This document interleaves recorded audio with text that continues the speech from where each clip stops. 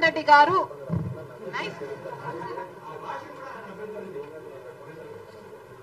జగన్ రెడ్డి గారుకు కూడా అభ్యంతరం ఉందా?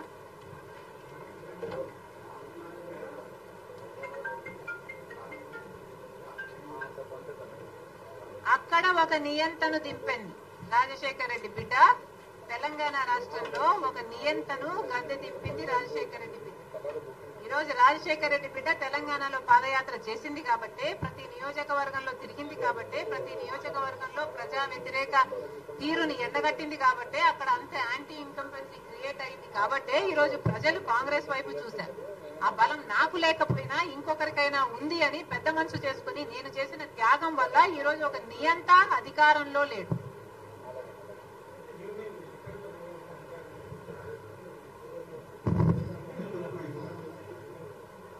నిజానికి రీజనల్ పార్టీస్ కు చెందిన నాయకులు అధికారం లేకొస్తే నియంత్రణే అవుతారని చరిత్ర పదే పదే చెప్తుంది.